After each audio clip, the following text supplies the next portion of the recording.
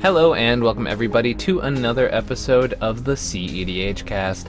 My name is Ian, and with me as always is my co-host Braden. Hey everyone! On this week's episode, we have a really wonderful guest. We have Pongo back. You may have seen him at our most recent Greedy Keeps, but Pongo is here to talk about a spicy new Kinnan list he's been working on. But before we get into details on that, we have the ever so classic patron shout out. Braden, take us away. All right, our patron this week is Nicholas DeMichel.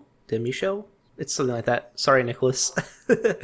Thank you for your patronage. It's super appreciated. We appreciate all of our patrons, of course. It's helped a lot of the cool stuff we have happen, including all the webcams and the editing software we have and Google so we can host all of our videos and stuff. So thanks, everyone. We really appreciate it. It's all been really nice. And, thanks to the patrons lately, we've had a lot of opportunities to, upgrade our storage and stuff like that. Places where we have our videos, be able to work on, extra things for our patrons and our audience and not really have to worry about the stuff in the background and having to jam a ton of it out of pocket. So that's been really, really helpful.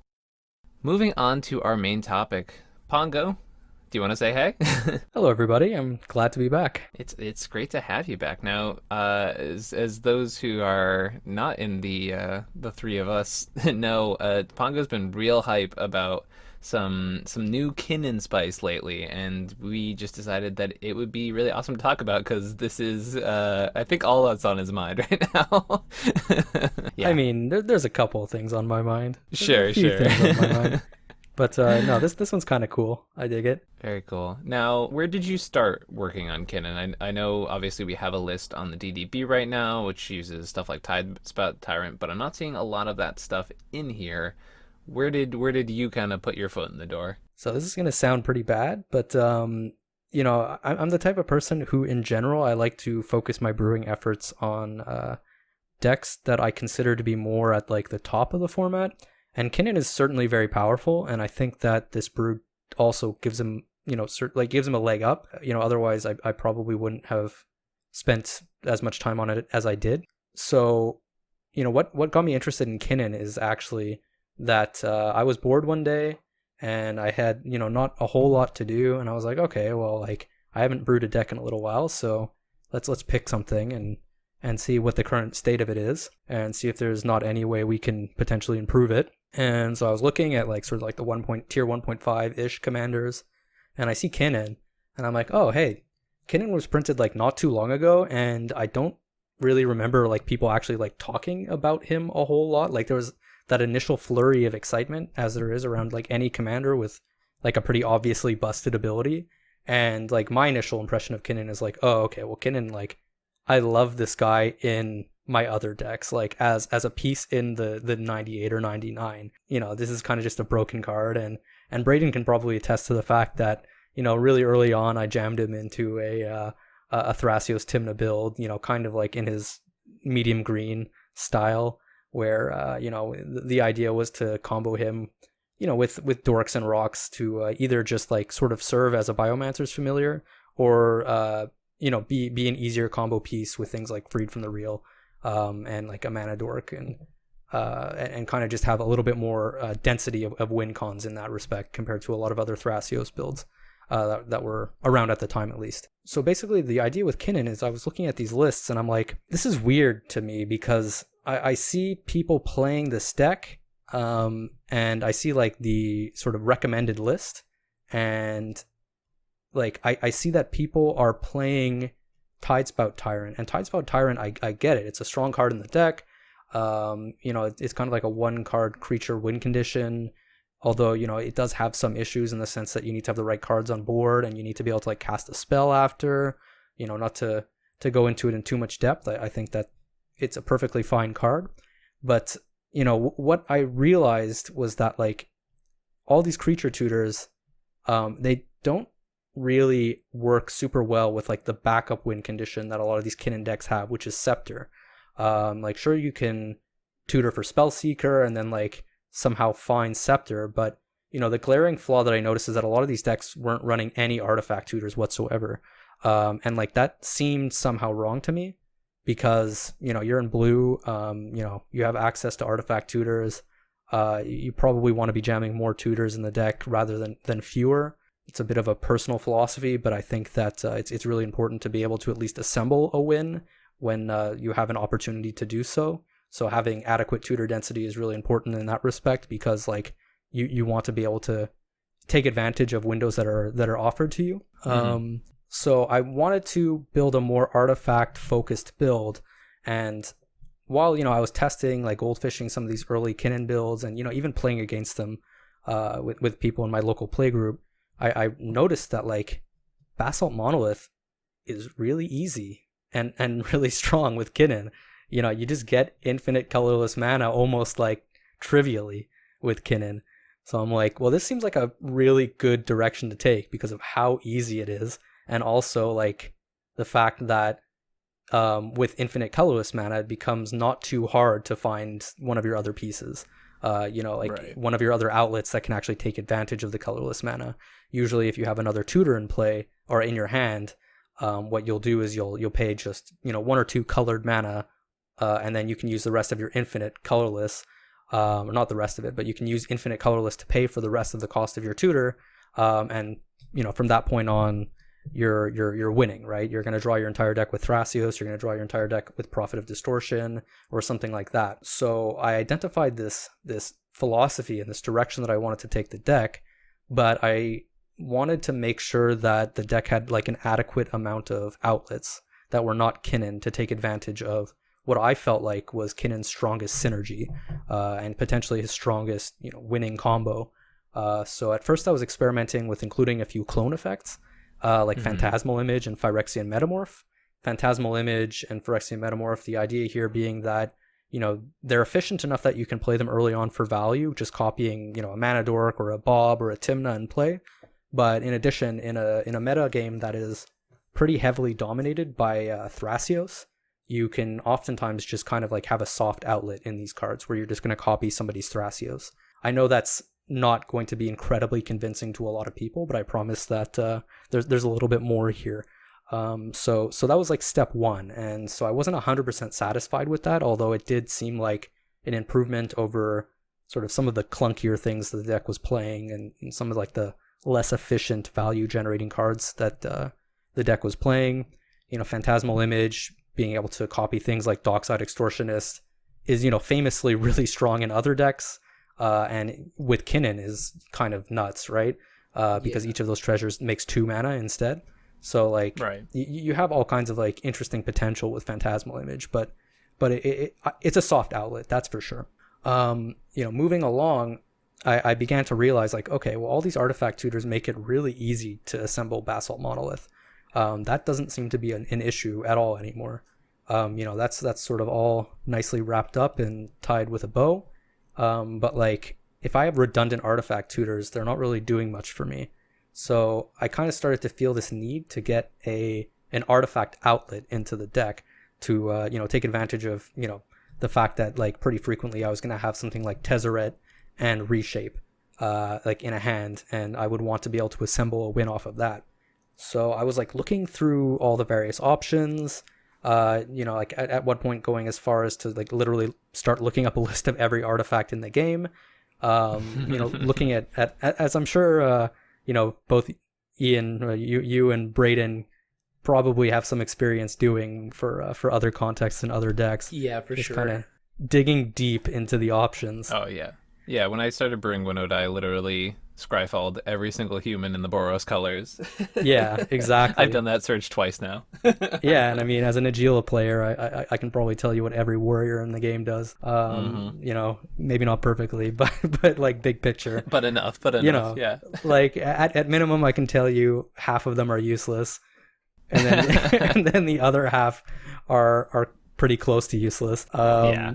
I've looked through every card that says search that's in Teamer colors. Just the word search is on the card in Teamer colors. Every card, maybe 4 times now, while building Paco, just trying to find any tutors, like any tutors, because the deck just needs them so badly. Yeah, you're not playing that tutor that like lets you reveal your deck to all your opponents and have them give you like 3 cards. Oh, the Teamer like one. That. Oh my god, what is it? Guided Passage? Yeah, Guided Passage. No, but Invert Invent is a pretty spicy tech that we were testing out for a while that actually did pretty well, but wasn't quite good enough. I remember talking about this one with you.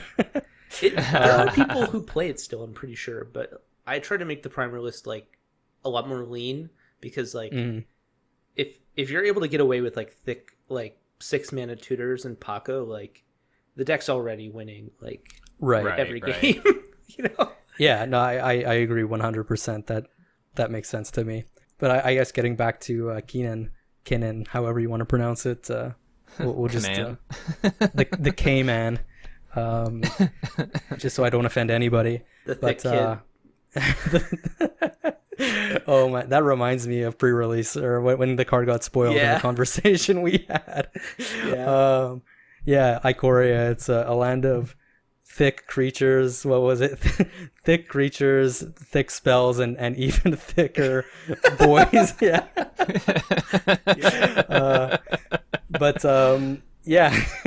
So returning to my search for various artifacts. So I wanted to have an artifact outlet, and I was looking at a lot of Kinnan deck lists, and people are playing kind of cards that I would consider not great in the value sense, such as like Staff of Domination and Prismite, which is a 2 mana, whatever artifact creature that scrubs I'm very 2. aware of a Prismite. Yikes. Yeah, it scrubs 2 colorless mana into a colored mana. I guess the upside to that one is that it's a hit off Kinnan, but like not a card I'm excited to play. And so and I guess just to say about Staff of Domination didn't feel as strong as like the next card or the card that I would be cutting for it, which was a Stroke of Genius.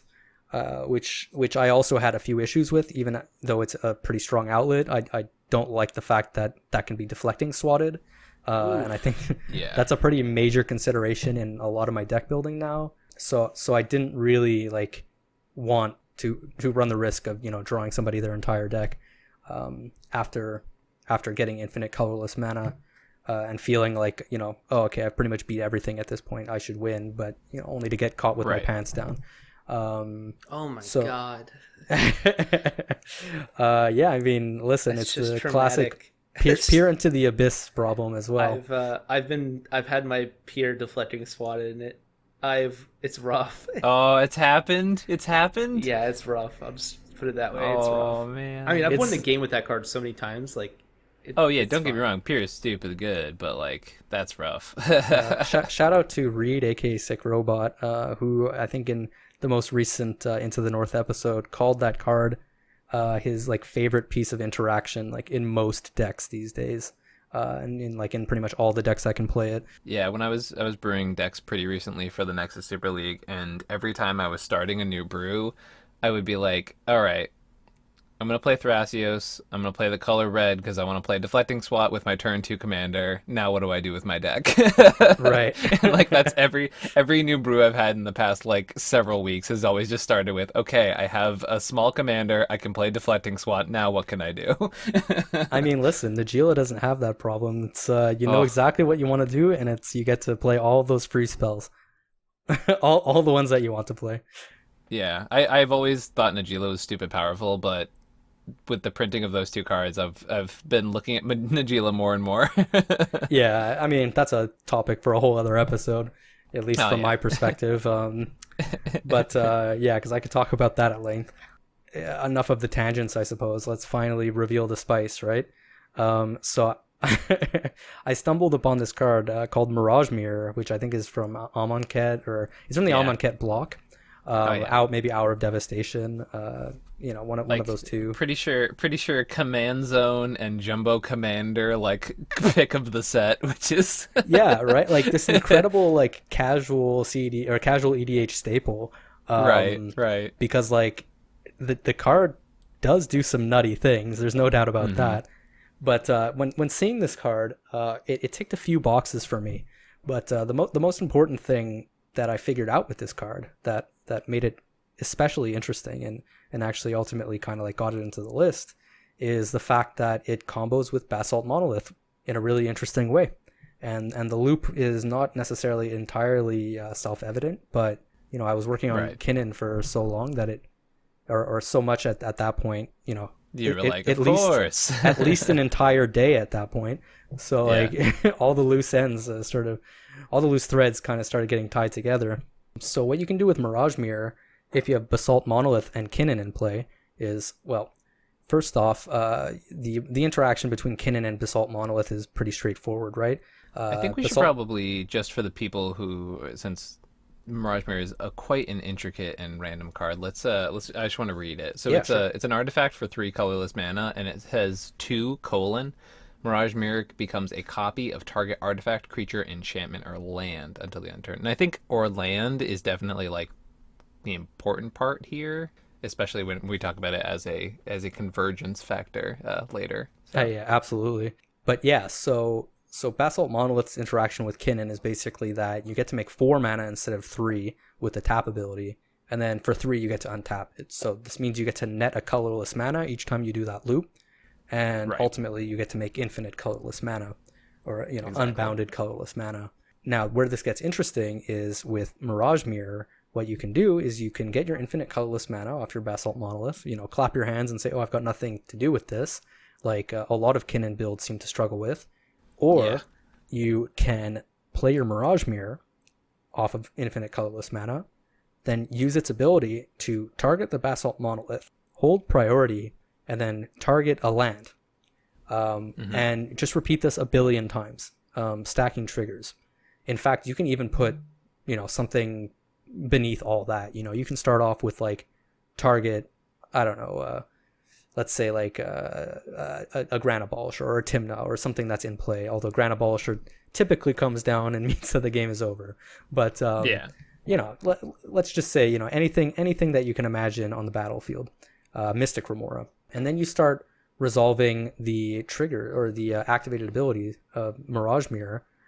So Mirage Mirror will first become a land because that was the second thing that you targeted, which you can then tap to make a colored mana in response to the next ability on the stack, which will have it turn into a Basalt Monolith. At that point, you have Basalt Monolith's untap ability and infinite colorless mana already to untap the Mirage Mirror, at which point it becomes a land again. You get to make a colored mana, you get to untap it again, you get to make a colored mana again, as you're just working backward through the stack that you made, effectively scrubbing infinite colorless mana into infinite colored mana. So that solves a major issue for Basalt Monolith with Kinnan. So like why is this an improvement over particularly Staff of Domination? Well, so Staff of Domination, as we discussed before, like the value proposition from it is not the best. And like obviously, you can combo it with like certain things like Metal Worker or like Priest of Titania and like go off that way. But like Right. those are pretty inconsistent. Like you can't rely on them. Right. And like 5 mana to draw a card is like not the best, although Kinnan Yeah. does make a ton of mana, but like Yeah, and also like you're still only drawing your deck with infinite colorless, and you don't really have that. You don't have a way to convert it, right? If you use staff. well, I mean, it's pretty trivial at that point, right? Sure. You can just assemble like a scepter combo, right? Typically. Oh, that's right. You are also running Scepter. Yeah. But more to the point, the dramatic or rather the Staff of Domination standalone card is like not particularly compelling, whereas Yeah. Mirage Mirror, as we discussed before, seems to be like taking the nation by storm in casual EDH, because like you can copy all kinds of stuff. You can copy Ristic Studies, you can copy Sylvan Libraries during your upkeep, you can copy Mystic Remoras, Necropotences, you can copy like Copy of just about anything. Carpet of Flowers. If Carpet there's of like Flowers. Necro without the downside seems real hot. Timna, you can copy your own Consecrated Sphinx. Yeah, because you really need 2 of those. Yeah, I mean, listen, if you happen to have a Consecrated Sphinx in play and you activate Kinnan and hit one of the clone effects, like, are you going to say no to Double Sphinx? No, definitely No, not. No, none of us will say no to Double Sphinx. So this actually like kind of gives you a nice, compelling card to be playing just in the Totally. value context, as well as like a combo piece that happens to solve this issue of having redundant artifact tutors, taking better advantage of Kinnan's easiest combo, which is Basalt Monolith. Yeah. Easiest to tutor for in the sense that, you have artifact tutors in blue, but also creature tutors can find Trophy Mage. And this is sort of another important aspect of this deck, which is Trophy Mage. That's, from the cycle of Trinket-esque mages. It's the one that finds 3-drops. It finds both Basalt Monolith and Mirage Mirror, which just is like the perfect coincidence to make all these loose threads come together yet again. So that becomes a double tutor, both for infinite mana as well as an outlet for infinite colorless mana. But in addition, you get the option of playing a card called Shared Summons, which for 5 mana, 3 and 2 green, is an instant that says, search your library for up to 2 creature cards with different names, reveal them, put them into your hand, then shuffle your library. So what this means is you can go get Trophy Mage and one of the aforementioned clones, Phyrexian Metamorph. You can play Trophy Mage, grab Basalt Monolith, play Basalt Monolith. Now you have infinite colorless mana. Phyrexian Metamorph can be played for just colorless mana. So you play it without having to pay any additional colored mana. Copy the Trophy Mage, and you go get, now at this point, the Mirage Mirror. So that's, a really tidy sort of like 1-card enabler that you get to have as a result of this nice little package. And in addition, all these artifact tutors that you're running to enable these combos, they just so happen to layer a lot better with your Scepter combo that you're playing, because like Scepter combo is just really, really easy with Kinnan as well. The clones.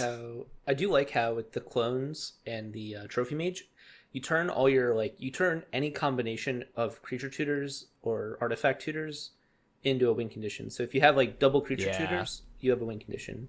If you have double artifact tutors, you have a win condition. If you have if you have one of each, you still have a win condition. Which is like one of my favorite things about medium green, like when I play it, is like Neoform gets Spellseeker, which gets my Consult, or it gets Thassa's Oracle. So yeah, I've been working with Dawnmaker to basically do that very same thing. I mean, I have lines where I can go Neoforming into a Witness to grab a Neoform. Stuff like that to just chain up the line. That's why I put Spellseeker in the deck, because it's always every creature tutor now accesses all of my deck basically. Yeah, exactly. Like Spellseeker is kind of like, in some respects, I don't want to say the great equalizer, but in some respects, it's a major boon, or an even bigger boon to non-black playing decks, because especially if these decks are playing green, you now have like chains that can kind of replicate some of the functionality of the unconditional black tutors. Exactly. So I think that more to return to Braden's point, I think if you're playing low colored decks, you absolutely need to have these like 1-card combo enablers, or like 2-card 2 tutor combos for your deck to even really stand a chance against like some of the higher colored decks, particularly the ones that get to play Oracle combos, because they're always 2 tutors away from a win too, right? Yeah, I think that's like the philosophy of like being tutor dense, and also being like diversifying your win conditions, so that even though you have multiple kinds of tutors in your deck, they all find what you need. Is the kind of like technology that I think like I started using with Paco and medium green. I think it allows like certain win conditions that might not seem like super favorable, like Mirage Mirror, to actually like be super, super powerful.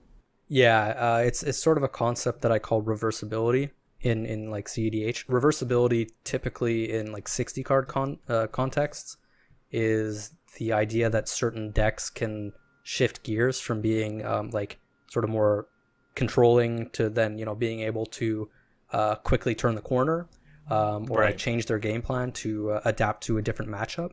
Really good examples of this are like in Legacy, like Delver decks, which can play a super disruptive game, but they can also be they can pressure really quickly. They can try to actually race against more controlling decks that would kind of like out disrupt and outgrind them.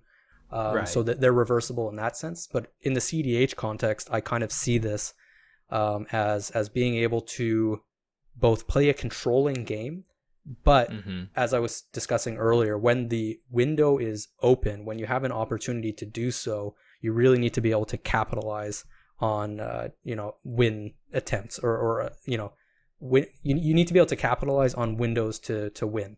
When your opponents all tap out, or if somebody just made a win attempt and it failed, and people have all spent their interaction.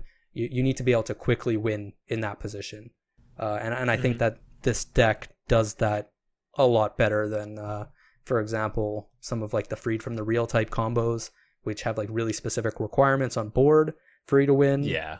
And I think it does it a little bit better than like Tyrant combo to a certain extent, because Tyrant is like pretty expensive. This strategy enables wins far more quickly and efficiently than having to play. Basically allows you to go, in your best hands where you already have your pieces in hand, you can just, and your pieces being these 2-3 mana artifacts, right? Technically speaking, you can just go turn X Kinnan, next turn Basalt, and you should technically have the win available at that time. Oh yeah, I mean you can turn one like land Sol Ring into turn 2 Kinnan. Now Sol Ring taps for 3, so you play Basalt Monolith, and if you happen to have Mirage Mirror in hand, then like you just win on turn 2. Or like even like less sort of optimistically, if you just have any other artifact in hand that makes colored mana, you play that artifact off of your Basalt Monolith mana. Now you've kind of given yourself colored mana to then tutor for an outlet for your colorless mana. Yeah, that's pretty nice. I mean, even like Phyrexian Metamorph does that too. Like that, I don't know if that's like a Kinnan staple, but I mean, like there's a lot of games where someone just plays a turn 2 Thrasios or turn 1 Thrasios, and like in that hand you just gave, like Phyrexian Metamorph wins you the game there too. So yeah, I mean that was like kind of one of the original lines of thought with brewing this deck. I adore Tezzeret in this deck. That makes me like, it's so good here. I just, it reminds me a lot of like those old decks that would either play it to just Tezzeret right in the pod, or even how it used to be in Teferi, where it was basically just like a 5 mana tutor to the battlefield. Yeah, I really love Tezzeret too. Big Tez. Just in the value case, like he generates a ton of mana. But he obviously just like tutors Basalt Monolith onto the battlefield.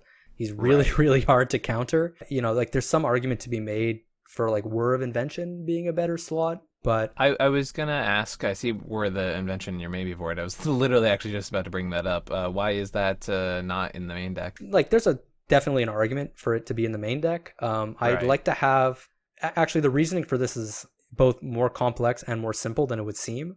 I first of all want to have all my tutors to cost as little color mana as possible.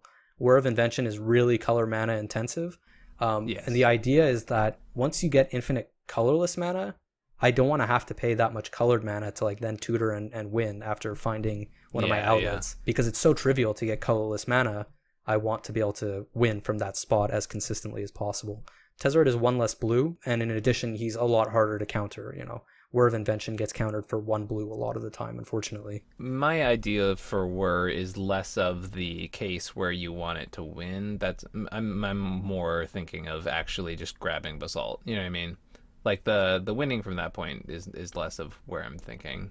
I have found that it's potentially one of the weaker tutors for at least the context where I want to be able to sort of do everything in one turn. Yeah, that makes sense.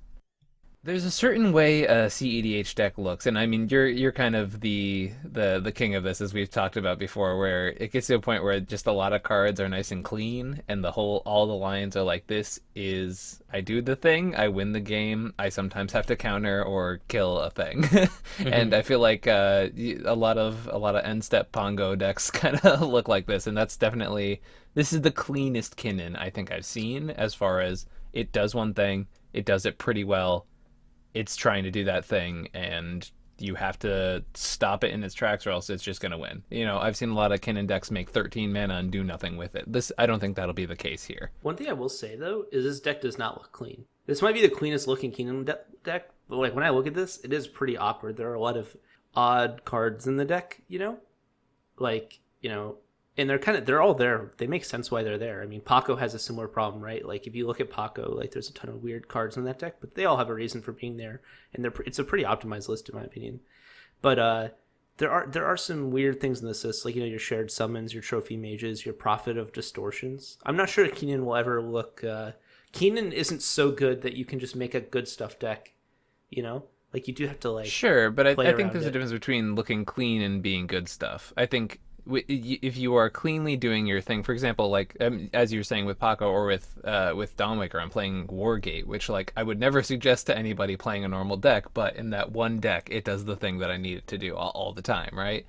So I think there's a difference between being a clean list and being, you know, a good stuff deck. I think there's a difference and a nuance there. Not every deck can be just 4-color good stuff pile, 5-color good stuff pile.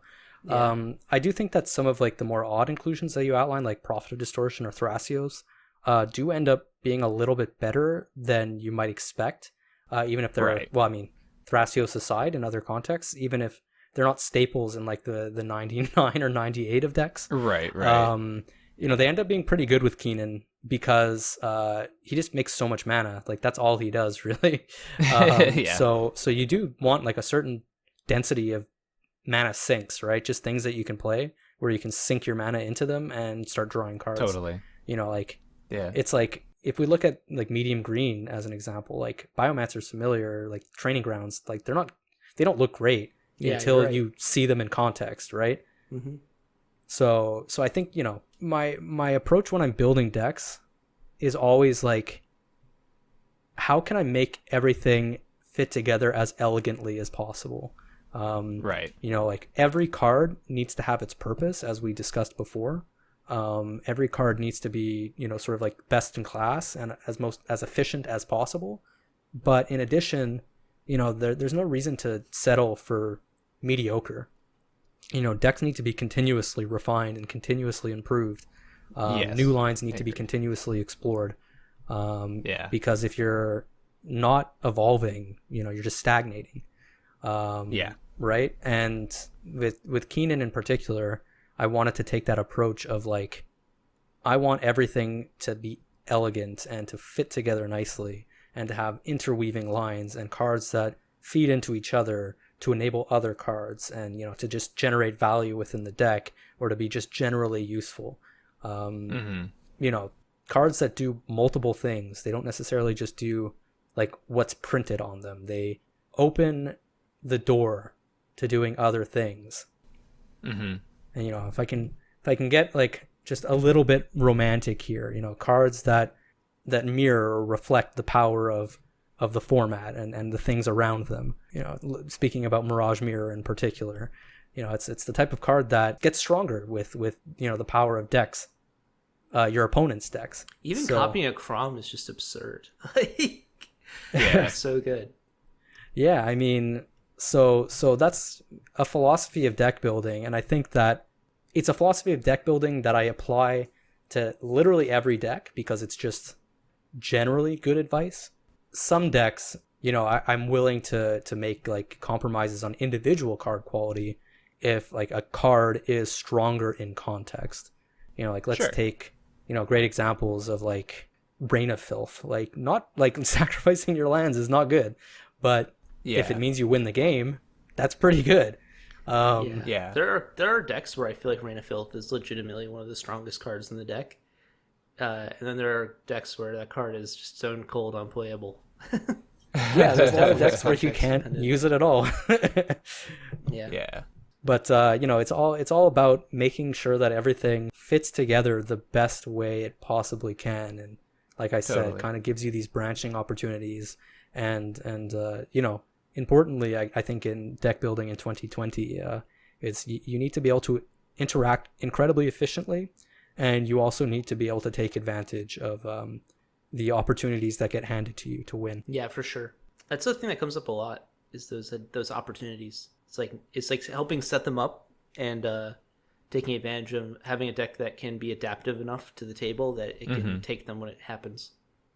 Yeah, no. One thing to note about that, I've been noticing that, or at least we've been talking about a lot in the 4-color Thrasios Discord, is that we've been talking a lot about Emergent Zone just as a land that has gained value lately, and it's specifically because of these situations where you find out like your turn isn't next, but there's a situation where, you know, one person's overtapped because someone got greedy, and, you know, someone gets greedy right before their turn, and then the person after is just going to win because of their location at the table. But with something like Emergent Zone, you end up being able to take advantage of that on your own, even if it's not your time in the turn order. I've noticed a lot of like I don't, maybe it's just where I'm playing, but I've noticed a lot of people going for the greedy play lately, and being able to capitalize that on the right time is like hella important.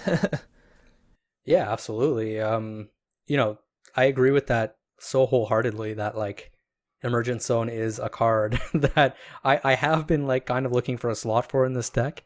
Yeah. It would be really nice if I could get it in here alongside like crop rotation.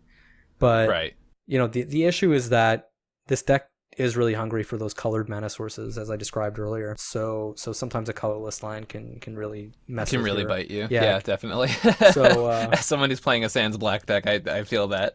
So yeah, I mean, to kind of conclude my thoughts on what you were saying, I wouldn't fault anyone for playing Emergent Zone in this deck, and I will almost like certainly try it out at some point to Definitely. see if I can stomach that potential cost of Right. needing to play a colorless line.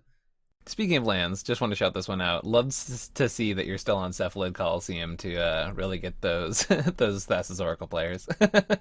Yeah, I mean, the thing. So actually, this is another little tidbit of information. My earliest build with this deck actually had Mystic Sanctuary in here instead of Cephalid Coliseum, which I actually think is pretty strong. That's like an insanely good card, especially in low colored decks. But I like it a lot more in decks that have higher land counts, and that was kind of the issue that I kept coming across. Was that it's tough in this deck. Yeah. Yeah, at 28 lands, having the 3 islands, to be able to have 3 islands in play before Mystic Sanctuary is a little tough. So that card ultimately came out, despite the fact that I love it.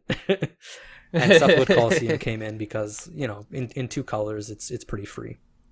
Right. Well, this has been really awesome, Pongo. Thanks for coming in and talking about this. Like, really interesting take on a deck that I think people had either been, thinking that it can only be built one way or just kind of given up on as a concept. And here we have some real new innovation and some real fun ways of, messing with the numbers. And I think this is, as I said, not clean in the sense that it's a good stuff deck, but clean in the sense that you have a game plan, you're going for it in a really, really effective way, and it's pretty cool. Yeah, I like to think that it's as refined or close to as refined as you can get for Kinnan, right? Like there's a ceiling on certain commanders for how good they can get, certainly. Totally. But there's no reason why we shouldn't be like pushing that ceiling as much as possible. and I like to think that this is a kind of a good example of a commander, or not a good example of a commander specifically, but a good example of how even if you think a commander is mostly solved, it can surprise you sometimes, like what kind of tech you can find that could like potentially breathe new life into the deck or like improve the deck. I totally agree. It happens all the time. It's like a new card gets printed, or someone finds a card on Scryfall, or someone just like says like, "Hey, I think you're reading this part of the card, but not reading this part of the card." So change your focus on why or even just like, there was a shift at one point where like Tymna was obviously the best partner in Thrasios and Tymna, and then there was a shift where people were like, what if I just played tons of cards that made Thrasios better? Yeah, so, definitely. Those shifts can happen all the time. It just requires like one person to play a weird jank card and then find out, oh no, this card just is disgusting, which is probably Mirage Mirror in this case. Yeah, I have high hopes for it.